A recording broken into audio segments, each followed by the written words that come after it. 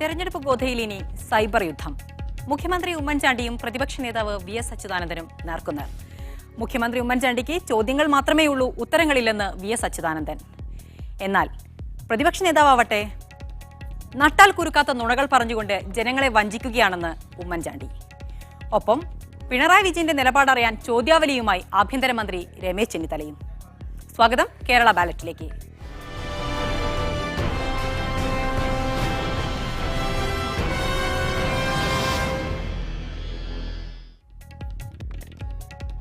ആദ്യം ഇന്നത്തെ പ്രധാനപ്പെട്ട തെരഞ്ഞെടുപ്പ് വാർത്തകൾ നോക്കാം. ആരോപണ പ്രത്യാരോപണങ്ങളുമായി വീണ്ടും VSഉം ഉമ്മൻചാണ്ടിയും. നുണപ്രചാരണം നിർത്തിയില്ലെങ്കിൽ VS അച്യുതാനന്ദനെതിരെ നിയമ നടപടി സ്വീകരിക്കുമെന്ന് മുഖ്യമന്ത്രി. തനിക്കും മന്ത്രിമാർക്കുമെതിരെയുള്ള കേസുകൾ VS വ്യക്തമാക്കണം. ഉമ്മൻചാണ്ടിക്ക് ചോദ്യങ്ങളേയുള്ളൂ, ഉത്തരങ്ങളില്ലെന്ന് VS അച്യുതാനന്ദന്റെ ഫേസ്ബുക്ക് പോസ്റ്റ്. തന്റെ ചോദ്യങ്ങൾക്ക് മുഖ്യമന്ത്രി മറുപടി നൽകുന്നില്ലെന്ന് VS.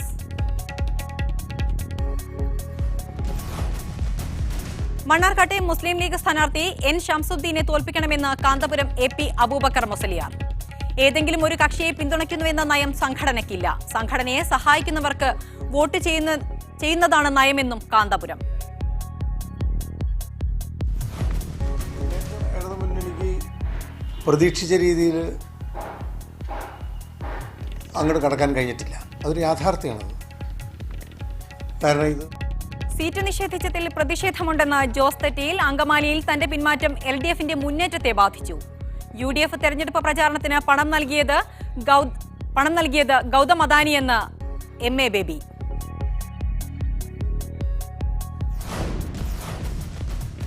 ഇടുക്കിയിൽ ഹൈറേഞ്ച് സംരക്ഷണ സമിതിയിൽ ഭിന്നത രൂക്ഷമാകുന്നു. ആരോപണ പ്രത്യാരോപണങ്ങളുമായി സമിതി നേതാക്കളും സമിതി വിട്ടവരും രംഗത്ത്. ഭിന്നിപ്പ് തെരഞ്ഞെടുപ്പ് പ്രചാരണത്തെ ബാധിക്കുമെന്ന ആശങ്കയിൽ ഇടതുപക്ഷം. നുണപ്രചാരണം നിർത്തിയില്ലെങ്കിൽ പ്രതിപക്ഷ നേതാവ് VS അച്യുതാനന്ദനെതിരെ നിയമ നടപടി സ്വീകരിക്കുമെന്ന് മുഖ്യമന്ത്രി ഉമ്മൻചാണ്ടി. നട്ടാൽ കുരുക്കാത്ത പച്ചക്കള്ളവുമായാണ് VS അച്യുതാനന്ദൻ രാഷ്ട്രീയ പ്രചാരണം നടത്തുന്നതെന്നും മുഖ്യമന്ത്രി പ്രസ്താവനയിൽ കുറ്റപ്പെടുത്തി. അതേസമയം ഉമ്മൻചാണ്ടിക്ക് ചോദ്യങ്ങളേയുള്ളൂ, ഉത്തരങ്ങളില്ലെന്ന് VS അച്യുതാനന്ദൻ ഫേസ്ബുക്കിൽ കുറിച്ചു. വിവാദ വിഷയങ്ങളിൽ CPM പൊളിറ്റ് ബ്യൂറോ അംഗം പിണറായി വിജയനോട് നിലപാടാരാഞ്ഞ് ആഭ്യന്തരമന്ത്രി രമേശ് ചെന്നിത്തലയും രംഗത്തെത്തി. തനിക്കും മന്ത്രിമാർക്കുമെതിരെ നിരവധി കേസുകളുണ്ടെന്നാണ് VSന്റെ പ്രചാരണം. ആ കേസുകൾ ഏതൊക്കെയാണെന്ന് വ്യക്തമാക്കാൻ പ്രതിപക്ഷ നേതാവ് തയ്യാറാകണമെന്ന് മുഖ്യമന്ത്രി ഉമ്മൻചാണ്ടി ആവശ്യപ്പെട്ടു. തങ്ങൾക്കെതിരെ ഒരു കേസ് പോലും നിലവിലില്ല എന്നതാണ് വാസ്തവം. നട്ടാൽ കുരുക്കാത്ത പച്ചക്കള്ളങ്ങളുമായി രാഷ്ട്രീയ പ്രചാരണം നടത്തുന്ന VS അച്യുതാനന്ദൻ ആരോപണങ്ങൾ ഉടൻ പിൻവലിച്ച മാപ്പ് പറയാൻ തയ്യാറാകണമെന്നും മുഖ്യമന്ത്രി കൂട്ടിച്ചേർത്തു. അല്ലാത്തപക്ഷം VSനെതിരെ നിയമ നടപടി സ്വീകരിക്കുമെന്നും മുഖ്യമന്ത്രി മുന്നറിയിപ്പ് നൽകി. അതേസമയം ഉമ്മൻചാണ്ടിക്ക് ചോദ്യങ്ങളെയുള്ളൂ, ഉത്തരങ്ങളില്ലെന്നാരോപിച്ച VSഉം രംഗത്തെത്തി. ഉമ്മൻചാണ്ടിയുടെ ചോദ്യങ്ങൾക്ക് മറ്റുള്ളവർ മറുപടി നൽകണം. എന്നാൽ തന്റെ ചോദ്യങ്ങൾക്ക് ഉമ്മൻചാണ്ടി മറുപടി നൽകുന്നില്ല. ഈ ഉഡായിപ്പ് ഉമ്മൻചാണ്ടിയുടെ രാഷ്ട്രീയത്തിന്റെ ആകെ അന്തസത്തയാണെന്നും ഇത് തുറന്നു കാണിക്കുന്നതിനുള്ള സുവർണാവസരമായി തെരഞ്ഞെടുപ്പിനെ കാണുന്നുവെന്നും VS ഫേസ്ബുക്ക് പോസ്റ്റിൽ പറയുന്നു. CPM പൊളിറ്റ് ബ്യൂറോ അംഗം പിണറായി വിജയനോട് 10 ചോദ്യങ്ങളുമായി ആഭ്യന്തരമന്ത്രി രമേശ് ചെന്നിത്തലയും രംഗത്തെത്തി. ലാവ്ലിൻ വിഷയത്തിൽ VSന്റെ ഇപ്പോഴത്തെ നിലപാടുകളോട് താങ്കൾ യോജിക്കുന്നുണ്ടോ? TP കേസിൽ പഴയ നിലപാടിൽ മാറ്റമില്ലെന്ന VSന്റെ പ്രസ്താവനയോട് എങ്ങനെ പ്രതികരിക്കുന്നു തുടങ്ങിയവയാണ് ചെന്നിത്തലയുടെ ചോദ്യങ്ങൾ. താൻ മുഖ്യമന്ത്രിയാകാൻ ജനങ്ങൾ ആഗ്രഹിക്കുന്നുവെന്ന മാധ്യമ അഭിമുഖത്തിൽ VS പറഞ്ഞതിനോടുള്ള പിണറായി നിലപാട്, CPM സ്ഥാനാർത്ഥി നിർണയത്തിൽ അപാകതയുണ്ടെന്ന VSന്റെ അഭിപ്രായത്തോടുള്ള നിലപാട് തുടങ്ങിയവയും ചെന്നിത്തല ഉന്നയിച്ചിട്ടുണ്ട്. മീഡിയ 1 തിരുവനന്തപുരം. VS അച്യുതാനന്ദനും പിണറായി വിജയനും കോടിയേരി ബാലകൃഷ്ണന്റെ ഉപദേശം. ഇരുവർക്കും ഫേസ്ബുക്ക് ഉപയോഗിക്കുന്നതിൽ നിയന്ത്രണം വേണം, മിതത്വം പാലിക്കണം എന്നുള്ള ഉപദേശങ്ങളാണ് അദ്ദേഹം നൽകിയിരിക്കുന്നത്. നേതാക്കൾക്ക് മാത്രമല്ല അണികൾക്കുമുണ്ട് സംസ്ഥാന സെക്രട്ടറിയുടെ ഉപദേശം.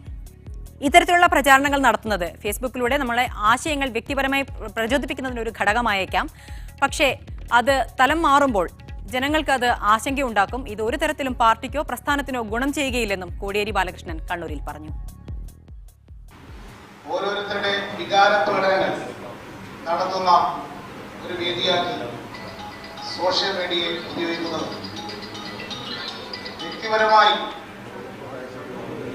ആത്മസംതൃപ്തി അടയാൻ കഴിയും എന്നതിൽ കവിഞ്ഞ് നമ്മുടെ സമൂഹത്തിനോ നമ്മുടെ പ്രസ്ഥാനത്തിനോ ഒരു നേട്ടവും അതുവഴി ഉണ്ടാകാൻ പോകുന്നില്ല. നമ്മുടെ ആശയങ്ങൾ പ്രചരിപ്പിക്കാൻ കിട്ടുന്ന ഒരു വേദി എന്നുള്ള നിലയിൽ സോഷ്യൽ മീഡിയയെ ഫലപ്രദമായി ഉപയോഗിക്കാൻ വാട്സപ്പ് തലശ്ശേരിയുടെ ഈ പ്രവർത്തനം സഹായകരമായി തീരും എന്ന് ഞാൻ പ്രതീക്ഷിക്കുന്നു. അങ്കമാലിയിലെ തന്റെ പിന്മാറ്റം പ്രവർത്തകരെയും അണികളെയും ഒരുപോലെ ആശങ്കയിലും ആശയക്കുഴപ്പത്തിലുമാക്കിയിട്ടുണ്ടെന്ന് ജോസ് തെറ്റയിൽ. തന്റെ പിന്മാറ്റത്തെക്കുറിച്ച് തെരഞ്ഞെടുപ്പിന് ശേഷം വിശദമായി തന്നെ പറയുമെന്നും അദ്ദേഹം മീഡിയ വണിനോട് പറഞ്ഞു. ജോസ് തെറ്റയിലായിരുന്നു അങ്കമാലിയിൽ ഇടതുപക്ഷത്തിന്റെ തുറപ്പുചിട്ട്. അപ്രതീക്ഷിതമായി സ്ഥാനാർത്ഥിത്വത്തിൽ നിന്ന് പിൻവാങ്ങേണ്ടി വന്നു. ഏത് സാഹചര്യത്തിൽ പോകുന്നു ഇപ്പോൾ നിലവിൽ ഇടതുമുന്നണിയുടെ മുന്നേറ്റം അങ്കമാലിയിൽ? മുന്നേറ്റം ഇടതുമുന്നണിക്ക് പ്രതീക്ഷിച്ച രീതിയിൽ അങ്ങോട്ട് കടക്കാൻ കഴിഞ്ഞിട്ടില്ല. അതൊരു യാഥാർത്ഥ്യമാണത്. കാരണം ഇത് സ്ഥാനാർത്ഥി മാറിയപ്പോൾ സ്വാഭാവികമായിട്ട് ഇത് നയിച്ച ആൾ മാറേണ്ടി വന്നു എന്നുള്ളൊരു പ്രചരണം, എതിർ പ്രചരണം അവരുടെ ഭാഗത്തുണ്ട്. ഇത്തവണ മത്സരത്തിൽ നിന്ന് മാറി നിൽക്കാൻ സ്വയമേ തീരുമാനിച്ചിരുന്നതാണ്. എന്നാൽ ജയസാധ്യത വിലയിരുത്തി തന്റെ പാർട്ടിയായ ജനതാദൾ സെക്കുലറിന്റെ പ്രാദേശിക സംസ്ഥാന നേതൃത്വങ്ങൾ ആവശ്യപ്പെട്ടതനുസരിച്ചാണ് വീണ്ടും മത്സരിക്കാൻ തയ്യാറെടുത്തത്. തന്റെ സ്ഥാനാർത്ഥിത്വത്തിന് മണ്ഡലം കമ്മിറ്റിയും സംസ്ഥാന കമ്മിറ്റിയും ഐകകണ്ഠമായാണ് തീരുമാനമെടുത്തത്. എന്നാൽ നടപടിക്രമങ്ങൾക്ക് വിരുദ്ധമായി ജില്ലാ പ്രസിഡന്റാണ് തനിക്കെതിരെ നിലപാടെടുത്തത്. താൻ മാറി നിൽക്കേണ്ട സാഹചര്യം കേന്ദ്ര നേതൃത്വം ബോധ്യപ്പെടുത്തിയിട്ടില്ല. പാർട്ടി തീരുമാനത്തിൽ പ്രതിഷേധമുണ്ട്. ഈ നിലപാട് ശരിയോ തെറ്റോ എന്നത് കാലം തെളിയിക്കും. അങ്ങനെയല്ല, ഞാൻ മാറി നിൽക്കേണ്ട സാഹചര്യം എന്താണെന്നുള്ളതിനെ കുറിച്ച് കേന്ദ്ര നേതൃത്വം എന്നെ ഇതുവരെ ബോധ്യപ്പെടുത്തിയിട്ടില്ല. ഞാൻ പിന്നെ ബോധ്യപ്പെടാൻ വേണ്ടി ശ്രമിച്ചിട്ടുമില്ല. എന്നെ ബോധ്യപ്പെടുത്താൻ ആവശ്യപ്പെട്ടിട്ടില്ല. അവരൊരു നിലപാട് സ്വീകരിച്ചു. ശരിയോ തെറ്റോ എന്നുള്ളത് കാലം തെളിയിക്കട്ടെ. UDF അനുകൂല മണ്ഡലത്തിൽ തുടർച്ചയായ 10 വർഷം ജനപ്രതിനിധിയായത് തന്റെ നേതൃത്വത്തിനുള്ള അംഗീകാരമാണ്. കഴിവിന്റെ അംഗീകാരം നിലനിൽക്കുമ്പോഴാണ് മത്സരത്തിൽ നിന്ന് മാറി നിൽക്കുന്നത്. തനിക്ക് സീറ്റ് നിഷേധിച്ചതിന് പിന്നിൽ മുന്നണി നേതൃത്വത്തിന്റെ താൽപര്യമില്ല. തനിക്കെതിരെ ഒരു കേസും നിലനിൽക്കുന്നില്ല.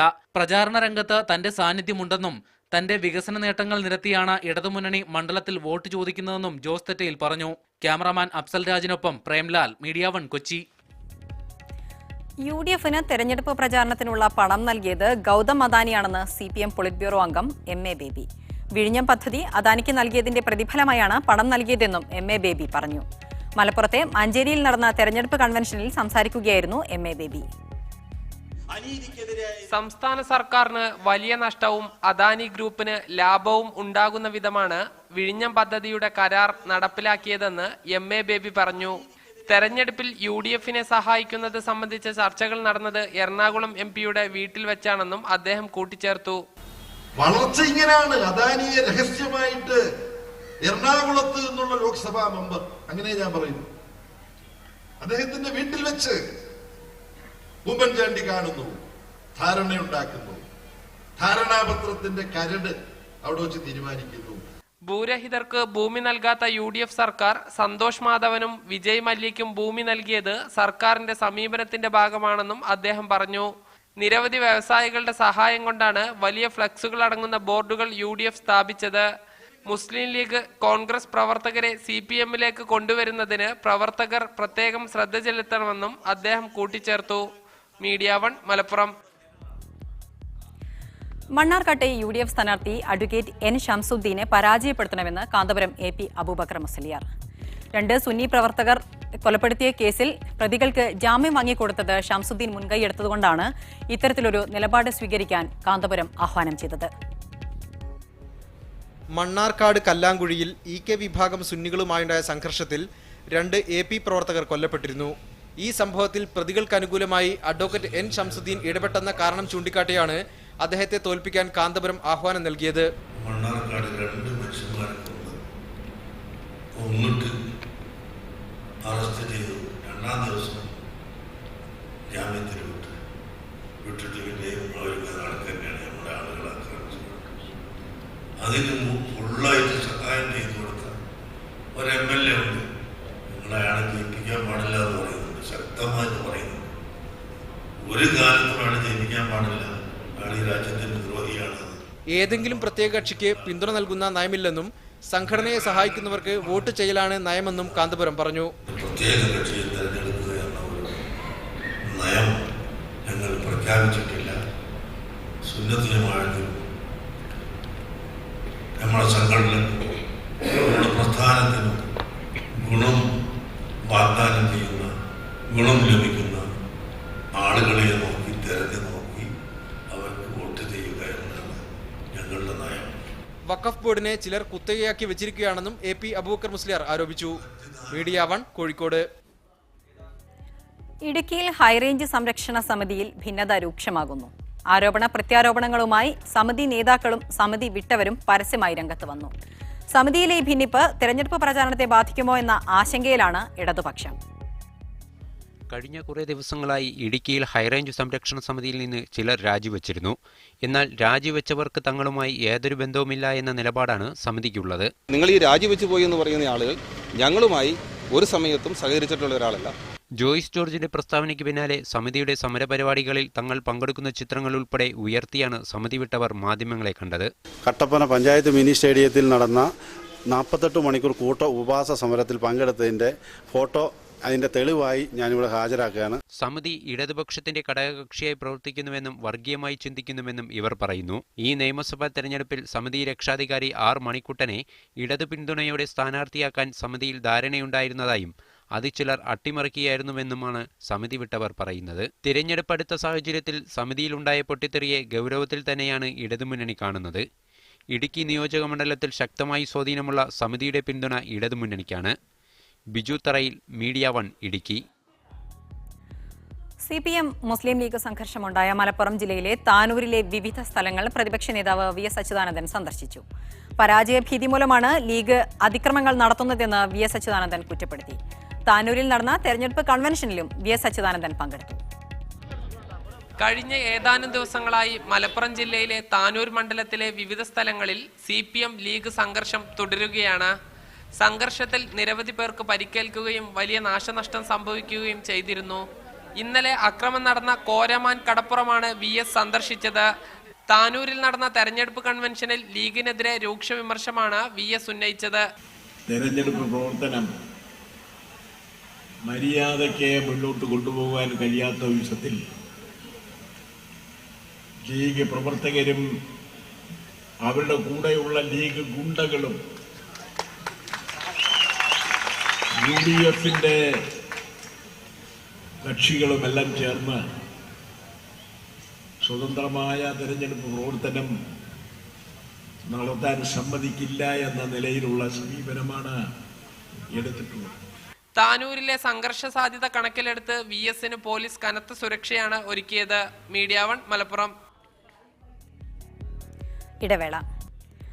കഴിഞ്ഞ തവണ കൈവിട്ട മണ്ഡലം തിരിച്ചുപിടിക്കാൻ LDFും നിലനിർത്താൻ UDFും ശ്രമിക്കുമ്പോൾ വാശിയേറിയ മത്സരമാണ് വടക്കാഞ്ചേരിയിൽ നടക്കുന്നത്. മേരി തോമസിനെ LDF രംഗത്തിറക്കിയപ്പോൾ Anil അക്കരെയാണ് UDF സ്ഥാനാർത്ഥിയാക്കിയത്. Vadakkanchery MLA കൂടിയായ മന്ത്രി CN ബാലകൃഷ്ണനെതിരെയുള്ള അഴിമതി കേസുകൾ മുഖ്യ തെരഞ്ഞെടുപ്പ് വിഷയമാക്കുകയാണ് മണ്ഡലത്തിൽ ഇടതുപക്ഷം.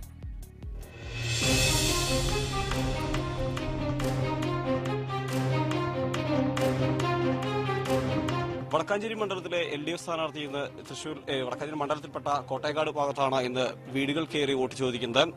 കോളനികൾ കേന്ദ്രീകരിച്ചും വീടുകൾ കയറി ഓരോ വോട്ടർമാരെയും നേരിൽ കണ്ട് വോട്ട് ഉറപ്പിക്കുകയാണ് സ്ഥാനാർത്ഥി. ഇപ്പോൾ സ്ഥാനാർത്ഥി നമ്മോടൊപ്പം ചേരുകയാണ്. പ്രചാരണം മുറുകിയിരിക്കുകയാണ്. എത്രത്തോളം മുന്നേറിയിരിക്കുന്നു പ്രചാരണം? ഇപ്പോൾ 3ാം ഘട്ടമാണ് പ്രചരണം ആരംഭിച്ചിട്ടുള്ളത്. ഇടതുപക്ഷ ജനാധിപത്യ മുന്നണി കേരളത്തിൽ അധികാരത്തിൽ വരും. അങ്ങനെ അധികാരത്തിൽ വരുമ്പോൾ വടക്കാഞ്ചേരി നിയോജക മണ്ഡലത്തിലും ഇടതുപക്ഷ ജനാധിപത്യ മുന്നണിയുടെ MLA ഉണ്ടാക്കണം എന്നുള്ള രീതിയിലുള്ള പ്രതികരണമാണ് ജനങ്ങളുടെ ഭാഗത്തു നിന്ന് ഞങ്ങൾക്ക് ലഭിച്ചുകൊണ്ടിരിക്കുന്നത്. ജില്ലാ പഞ്ചായത്ത് അംഗമാണ്. ആ നിലയിലുള്ള പ്രവർത്തന നേട്ടവും വോട്ടായി മാറുമെന്ന് പ്രതീക്ഷിക്കുന്നില്ലേ? ജില്ലാ പഞ്ചായത്ത് മെമ്പർ മാത്രമല്ല, 1995, 2000 കാലഘട്ടങ്ങളിൽ നമ്മുടെ ഗ്രാമപഞ്ചായത്തിന്റെ വൈസ് പ്രസിഡന്റായി. 2005 മുതൽ 2010 വരെ എന്റെ ഗ്രാമപഞ്ചായത്തിന്റെ പ്രസിഡന്റായി. ഇപ്പോൾ 43 വാർഡുകൾ ഉൾക്കൊള്ളുന്ന വാഴാനി ഡിവിഷനിലെ ജില്ലാ പഞ്ചായത്ത് അംഗമായി പ്രവർത്തിച്ചുകൊണ്ടിരിക്കുകയാണ്. 21 വർഷക്കാലത്തെ എന്റെ പൊതുപ്രവർത്തനം, പാർലമെന്ററി രംഗത്തുള്ള എന്റെ പ്രവർത്തനം തീർച്ചയായും എന്റെ ഈ തെരഞ്ഞെടുപ്പിൽ വിജയത്തിന് കാരണമാകും എന്ന് തന്നെയാണ് ഞാൻ പ്രതീക്ഷിക്കുന്നത്. ഏതായാലും പ്രതീക്ഷയോടെ തന്നെയാണ് 3ാം ഘട്ടത്തിന്റെ പ്രചരണത്തിലേക്ക് കടന്നിരിക്കുന്നു. UDF സ്ഥാനാർത്ഥി ഇപ്പോഴും 1ാം ഘട്ടത്തിന്റെ അവസാനത്തിലേക്ക് എത്തുന്നേയുള്ളൂ.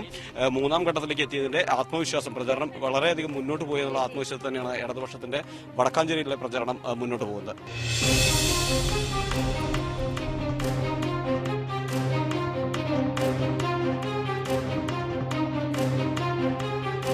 വടക്കാഞ്ചേരിയിലെ UDF സ്ഥാനാർത്ഥി അനിൽ അക്കര വടക്കാഞ്ചേരി പഞ്ചായത്തിലാണ് ഇന്ന് വോട്ടൻ അഭ്യർത്ഥിച്ചുകൊണ്ട് വോട്ടർമാരെ ഓരോരുത്തരെയും കാണുന്നത്. എങ്ങനെ പോകുന്നു പ്രചരണം? ഞാൻ എല്ലാ വീടുകളും പരമാവധി കേന്ദ്രീകരിച്ച് ആളുകളെ കണ്ട് നേരിട്ട് സഹായം എത്തിച്ചുകൊണ്ടാണ് പോകുന്നത്. മറ്റ് വാഹനങ്ങളൊക്കെ ഒഴിവാക്കി സാധാരണ പ്രവർത്തകരോടൊപ്പം കാൽനടയായി അവർ ബൈക്കിൽ സൈക്കിളിലൊക്കെ മാക്സിമം പ്രധാനപ്പെട്ട പ്രദേശങ്ങളൊക്കെ കടന്നു ചെന്ന് നേരിട്ട് കണ്ട് കഴിഞ്ഞ പഞ്ചായത്ത് തെരഞ്ഞെടുപ്പിൽ എങ്ങനെയാണ് മത്സരിച്ചത് അതേ രീതിയിലുള്ള പ്രവർത്തനമാണ് നടത്തിക്കൊണ്ടിരിക്കുന്നത്. എന്തുകൊണ്ട് അല്ലക്കരയ്ക്ക് വോട്ട് ചെയ്യണമെന്നാണ് വോട്ടർമാരോട് അഭ്യർത്ഥിക്കുന്നത്? ഒരു പഞ്ചായത്ത് മെമ്പർക്ക് നിങ്ങൾ എങ്ങനെ വോട്ട് ചെയ്യും അതേ രീതിയിൽ എനിക്ക് വോട്ട് ചെയ്യുന്നതെന്ന് പറയാം. ഇതിൽ 2 ജില്ലാ പഞ്ചായത്ത് അംഗങ്ങളാണ് ഇവിടെ മാറ്റിവെക്കുന്നത്. ആദ്യം ഇടതുപക്ഷത്തിന് സ്ഥാനാർത്ഥി വന്നു. ചില അസ്വരസങ്ങൾക്കൊടുവിൽ തെരഞ്ഞെടുപ്പ് പ്രചാരണത്തിൽ അവരൊപ്പം തന്നെ അവർ നേരത്തെ പ്രചാരണം തുടങ്ങിയായിരുന്നു. ഒപ്പം എത്താനായിട്ടുണ്ടോ? അല്ല, ഇതിനകത്ത് എനിക്ക് എല്ലാ പ്രദേശവും അറിയുന്ന പ്രദേശമാണ്. ഞാൻ പ്രതികരിച്ചത് അന്നത്തെ പരാമന ഡിവിഷനാണ്. അതിനകത്ത് 51 വാർഡുകൾ ഇതിനകത്ത് ഉൾപ്പെട്ടതാണ്. മറ്റ് എൻ്റെ എതിർ സ്ഥാനാർത്ഥി മത്സരിക്കുന്ന ആകെ തെക്കങ്കര ഗ്രാമപഞ്ചായത്തിൽ മാത്രമാണ്. പിന്നെ വലിയ ഭാഗം ഇതിനകത്ത് വടക്കാഞ്ചേരിയുമായി ബന്ധപ്പെട്ട് നിൽക്കുന്ന ഞങ്ങളുടെ പ്രദേശമാണ്. അതൊന്നും ഇതിനകത്ത് ഓഡിയത്തിലൊന്നും പ്രശ്നമില്ല. തീർച്ചയായും വലിയ പ്രതീക്ഷയിൽ തന്നെയാണ് വടക്കാഞ്ചേരിയിലെ UDF സ്ഥാനാർത്ഥിയും. വാഹനങ്ങൾ ഒഴിവാക്കി പ്രവർത്തകർക്കൊപ്പം നടന്നുകൊണ്ടും ഇരുചക്ര വാഹനങ്ങളിലുമാണ് വോട്ടഭ്യർത്ഥിച്ചുകൊണ്ട് വോട്ടർമാരെ കാണുന്നത്. വടക്കാഞ്ചേരി മണ്ഡലത്തിൽ നിന്ന് സനൂപ് ശശിധരൻ, മീഡിയ 1.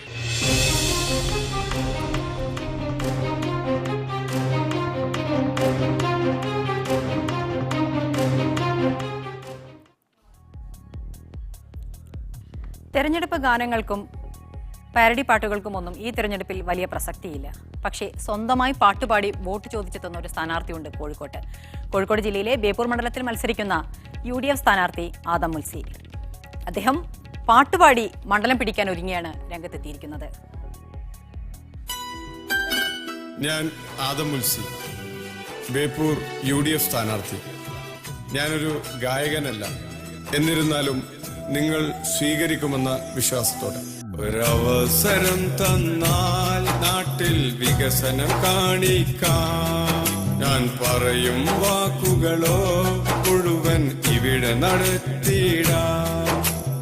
വാക്കുകളൊന്നും പൊഴിവാക്കല്ല, കാണിക്കുന്നൊരു വാക്കാ. അലറി വിളിച്ച് നാലാൾ കേൾക്കെ പടായി പറയുന്നോനല്ല. ആദ്യമായിട്ടാണ് ഇങ്ങനെ ഒരു ഗാനം ആലപിക്കാനുള്ള ഒരു വലിയ ശ്രമം ഇവിടെ നടത്തിയിരിക്കുന്നത്. പ്രത്യേകിച്ച് എൻ്റെ കൂട്ടുകാരും സഹപ്രവർത്തകന്മാരും നൽകിയ പ്രോത്സാഹനത്തിൻ്റെ പിന്തുണയിലാണ് ഞാൻ ഇത്തരത്തിലുള്ളൊരു ഗാനം ആലപിച്ചിരിക്കുന്നത്. തീർച്ചയായും അത് പ്രിയപ്പെട്ട വോട്ടർമാരും എൻ്റെ നാട്ടുകാരും ഏറ്റെടുക്കുമെന്ന ഒരു വിശ്വാസമാണ് എനിക്ക്. ഈ മണ്ണിൽ ഞാനുണ്ടെങ്കിൽ കുടിവെള്ളം ഞാൻ എത്തിക്കാം. ഇവിടെ ഞാൻ ജയിച്ചു വന്നാൽ റോഡുകൾ വികസിപ്പിക്കാം. പാടാൻ കഴിവില്ലാത്ത ഒരുപാട് ആൾക്കാരെ ഞാൻ വേദിയിൽ കൊണ്ടുവന്നിട്ടുണ്ട്. ആദം മുൽസിനെയും ഈ പാട്ടിലൂടെ ഈ ഇലക്ഷന് വിജയിപ്പിക്കാനാണ് ഞങ്ങളെ കോഴിക്കോട്ടെ കലാകാരന്മാരെ തീരുമാനം. ഇത് എഴുതിയത് ശംസുദ്ദീനാണ്. ആദം മുൽസി എന്ന ഈ സുഹൃത്തി സ്ഥാനാർത്ഥി ജയിക്കണം എന്നുള്ളൊരു വിശ്വാസം മനസ്സിൽ തട്ടിയിട്ട് ഒരു എഴുതിയ പാട്ടാണ്. അത് ജയിക്കട്ടെ, ജയിപ്പിക്കട്ടെ ജനങ്ങൾ എന്നുള്ള വിശ്വാസത്തോടാണ് ഞാനിതിന് തയ്യാറായത്. ഒട്ടും കള്ളവുമില്ല, മാറ്റം വന്നില്ലെങ്കിൽ മണ്ഡലം ചിതലായി തീർന്നിടും. ഒരവസരം തന്നാൽ നാട്ടിൽ വികസനം കാണിക്കാം. ബേപ്പൂരിൽ അവസാനത്തെ പാട്ട് ആർക്കാണ് എന്ന് നമുക്ക് കാത്തിരുന്ന് കാണാം. ക്യാമറ പേഴ്സൺ സനോജ് കുമാർ ബേപ്പൂരിനൊപ്പം BK സുഹൈൽ, മീഡിയ 1. വീടുകൾ തോറും കയറിയിറങ്ങി വോട്ട് ചോദിക്കുന്ന തിരക്കിലാണ് കളമശ്ശേരിയിലെ വെൽഫെയർ പാർട്ടി സ്ഥാനാർത്ഥി പ്രേമ ജി പിഷാരടി. തെരഞ്ഞെടുപ്പ് കൺവെൻഷനുകൾ പൂർത്തിയാക്കി 3ാം ഘട്ടത്തിലേക്ക് കടന്നിരിക്കുകയാണ് പ്രേമ ജി പിഷാരടിയുടെ പ്രചാരണം. സ്ത്രീകളുടെ പ്രശ്നങ്ങൾ അഭിസംബോധന ചെയ്യാൻ സ്ത്രീകൾ നിയമസഭയിലെത്തണമെന്ന നയമാണ് പ്രേമയ്ക്കുള്ളത്. അതിന് ഒരു ജയലക്ഷ്മി മാത്രം സഭയിലുണ്ടായാൽ പോരാ. റോഡും പാലവും മാത്രമല്ല വികസനമെന്നും പ്രേമ പിഷാരടി പറയുന്നു. സ്ത്രീകൾക്ക് അടിസ്ഥാനപരമായി വേണ്ടത് പാലമല്ല, റോഡല്ല, അങ്ങനെ വലിയ തലങ്ങളല്ല വേണ്ടത്. അവർക്ക് ആവശ്യം പ്രാഥമിക കൃത്യങ്ങൾ നിർവഹിക്കാൻ മറപ്പുര, പഴയ ഭാഷയിൽ പറഞ്ഞാൽ മറപ്പുര. 2, അവർക്ക് കുടിവെള്ളം. ആദിവാസികളുടെ നിൽപ്പ് സമരം, കുടിവെള്ള പ്രശ്നം, നഴ്സുമാരുടെ സമരം, ഭൂരഹിതരുടെ സമരം തുടങ്ങി വെൽഫെയർ പാർട്ടി ഇടപെട്ട ജനകീയ സമരങ്ങൾ വോട്ടായി മാറുമെന്നാണ് പ്രേമയുടെ പ്രതീക്ഷ. പാർട്ടിക്ക് കിട്ടുന്ന ഓരോ വോട്ടും എന്ന് പറയുന്നത് അത് പരമ്പരാഗത രാഷ്ട്രീയത്തിൽ വന്നിരിക്കുന്ന അഴിമതിയെയും അല്ലെങ്കിൽ മറ്റുള്ള അക്രമ രാഷ്ട്രീയത്തെയും അങ്ങനെ ആകരുത് രാഷ്ട്രീയം എന്ന് തിരുത്തി കുറിക്കാൻ ആഗ്രഹിച്ചുകൊണ്ട് നന്മയുടെ പക്ഷത്ത് നിൽക്കുന്ന ഒരു രാഷ്ട്രീയ പാർട്ടിയാണ്. ഇന്ത്യൻ എക്സ്പ്രസിൽ പത്രപ്രവർത്തകയായിരുന്ന പ്രേമ സജീവ രാഷ്ട്രീയത്തിലേക്കും സ്ത്രീ ശാക്തീകരണ പരിപാടികളിലേക്കും ഇറങ്ങിയിട്ട് 4 വർഷം. കൂടുതലും സ്ത്രീ വോട്ടുകളിലാണ് പ്രേമ പ്രതീക്ഷയർപ്പിക്കുന്നത്. BJP അധികാരത്തിലെത്താനുള്ള സാധ്യതകൾ തടയുകയാണ് അന്തിമമായി വെൽഫെയർ പാർട്ടിയുടെ നയമെന്നും പ്രേമ കൂട്ടിച്ചേർക്കുന്നു. മീഡിയ 1 കൊച്ചി. ഒരിടവേള കൂടി. മലയാളികൾക്കുള്ളതുപോലെ വോട്ട് ചെയ്യണമെന്ന ഭ്രമമോ ആഗ്രഹമോ ഒന്നുമില്ലാത്തവരാണ് ഇവിടെ ജോലിക്കെത്തിയിരിക്കുന്ന ബംഗാളിൽ നിന്നുള്ളവർ. തെരഞ്ഞെടുപ്പിൽ ആര് ജയിച്ചാലും തോറ്റാലും തങ്ങൾക്ക് പ്രത്യേകിച്ച് ഗുണമൊന്നും ഉണ്ടാവില്ല എന്ന നിരീക്ഷണമാണ് അവരെ ഇത്തരത്തിലൊരു കാര്യത്തിന് പ്രേരിപ്പിക്കുന്നത്. എന്തായാലും ഈ തെരഞ്ഞെടുപ്പിൽ കാശ് മുടക്കി വോട്ട് ചെയ്യാൻ വേണ്ടി നാട്ടിലേക്ക് പോകുന്നില്ല എന്ന തീരുമാനത്തിലാണ് ഇവരിൽ പലരും. काम करेगा बस खाना मिलेगा खाएगा बस दूसरा मेरा का कोई जरूर नहीं काम करेगा तो फायदा मिलेगा काम नहीं करेगा तो फायदा नहीं मिलेगा कोई आदमी एक पैसा नहीं देगा. മാമൂൻ റഷീദിനെ പോലെ തങ്ങളെ ആര് ഭരിച്ചാലും അതിനെ ഗവനിക്കേണ്ടതില്ലെന്ന നിലപാടുള്ളവരാണ് കേരളത്തിൽ തൊഴിലെടുക്കുന്ന ബംഗാളികളിൽ അധികവും. കേരളത്തിൽ വന്നു, ഇവിടെ ജോലി ചെയ്യുന്നു, സമ്പാദിക്കുന്നു. അതുകൊണ്ട് ബംഗാളിലുള്ള വീട്ടുകാർ പട്ടിണിയില്ലാതെ കഴിയുന്നുണ്ട്. അതിൽ പരം എന്തു സന്തോഷം. രാഷ്ട്രീയവും ഭരണവുമൊക്കെ വലിയ ആളുകളുടെ പണിയാണത്രേ. പശ്ചിമ ബംഗാളിൽ നിന്ന് ലക്ഷക്കണക്കിന് തൊഴിലാളികൾ കേരളത്തിലുണ്ട്. കൊച്ചി മെട്രോ തുടങ്ങി സർക്കാർ നിയന്ത്രണത്തിലുള്ള തൊഴിലിടങ്ങളിലും പുറമേയുള്ള തൊഴിലിടങ്ങളിലുമായി അവർ ജോലി ചെയ്യുന്നു. 3 പതിറ്റാണ്ടിലധികം ഇടതുപക്ഷവും അതിനുശേഷം മമതാ ബാനർജിയുടെ തൃണമൂൽ കോൺഗ്രസും ഭരിച്ചെങ്കിലും ജനങ്ങളുടെ ജീവിത സാഹചര്യം മെച്ചപ്പെടുത്താൻ ഇതുവരെയും കഴിഞ്ഞിട്ടില്ല. सरकार कुछ करता नहीं ना देश का कुछ ऐसा हम लोग बाहर आता है तो सरकार को कुछ करना चाहिए ना कि हमारा देश का आदमी बाहर नहीं जाए. അതുകൊണ്ടാണ് തങ്ങളുടെ സമ്മതിദാന അവകാശം വിനിയോഗിക്കാൻ പോലും അവർ ബംഗാളിലേക്ക് വണ്ടി കയറാത്തത്. കേരളവും ബംഗാളും ഒരുപോലെ തെരഞ്ഞെടുപ്പ് ചൂടിലാണ്. എന്നാൽ മലയാളികളെ പോലെ ബംഗാളികൾ തെരഞ്ഞെടുപ്പ് രാഷ്ട്രീയമല്ല ചർച്ച ചെയ്യുന്നത്. അവർക്ക് ചർച്ച ചെയ്യാൻ അധ്വാനത്തിൻ്റെയും പട്ടിണിയുടെയും രാഷ്ട്രീയമുണ്ട്. കേരളത്തിനു വേണ്ടി ഇവർ നടത്തുന്ന ഈ അധ്വാനത്തിന് നന്ദി പറഞ്ഞുകൊണ്ട് കൊച്ചിയിൽ നിന്നും ക്യാമറ പേഴ്സൺ അഷ്റഫ് മുഹമ്മദിനൊപ്പം ലിജോ വർഗീസ്, മീഡിയ 1. സ്ഥാനാർത്ഥി പട്ടികയിൽ വനിതാ സ്ഥാനാർത്ഥികൾക്ക് പ്രാതിനിധ്യം കുറഞ്ഞതിൽ പ്രതിഷേധിച്ച് വോട്ട് നോട്ടയ്ക്ക് നൽകാൻ ഒരുങ്ങുകയാണ് ഒരു വിഭാഗം സ്ത്രീകൾ. തൃശൂരിലെ വിങ്സ് എന്ന സ്ത്രീകളുടെ സംഘടനയാണ് ഇത്തരത്തിലൊരു തീരുമാനത്തിലെത്തിയിരിക്കുന്നത്. സ്ത്രീകൾ വെറും വോട്ടുകുത്തി യന്ത്രങ്ങളല്ല എന്ന് പ്രമുഖ രാഷ്ട്രീയ പാർട്ടികളെ ഓർമ്മപ്പെടുത്തുകയാണ് ഇവരുടെ ലക്ഷ്യം. ജനസംഖ്യയിലെ 51% വരുന്ന സ്ത്രീകളെ കാലാകാലങ്ങളായി ഭരണഘടനാപരമായ അധികാര പ്രക്രിയയിൽ നിന്ന് മാറ്റി നിർത്തുന്നതിൽ പ്രതിഷേധിച്ചാണ് പുതിയ സമരം. കഴിവുള്ള നിരവധി സ്ത്രീകളുണ്ടായിട്ടും അർഹമായ പ്രാതിനിധ്യം ഒരു രാഷ്ട്രീയ പാർട്ടിയും നൽകിയിട്ടില്ല. സ്ത്രീകൾ മത്സരിക്കുന്നിടത്ത് സ്ത്രീകൾക്കും മറ്റിടങ്ങളിൽ നോട്ടയ്ക്കും വോട്ട് ചെയ്യാനാണ് തൃശൂർ ആസ്ഥാനമായിട്ടുള്ള വിങ്സ് എന്ന സംഘടനയുടെ ആഹ്വാനം. സമൂഹത്തിന്റെ ആരോഗ്യവും വേണമെങ്കിൽ സ്ത്രീകൾ, അതായത് ഞങ്ങളും ഈ ഭാഗമാണ് സമൂഹത്തിന്റെ, ഞങ്ങളും കൂടി ഇതിൽ തോളോട് തോൾ ചേർന്ന് പുരുഷനോടൊപ്പം ഭരണകേന്ദ്രങ്ങളിലും അത് നടപ്പാക്കുന്നിടത്തും ഞങ്ങൾ വേണം എന്ന് ഞങ്ങൾക്ക് തോന്നി. ഇതിനായുള്ള പ്രചാരണ പ്രവർത്തനങ്ങൾക്ക് തുടക്കം കുറിച്ചു കഴിഞ്ഞു.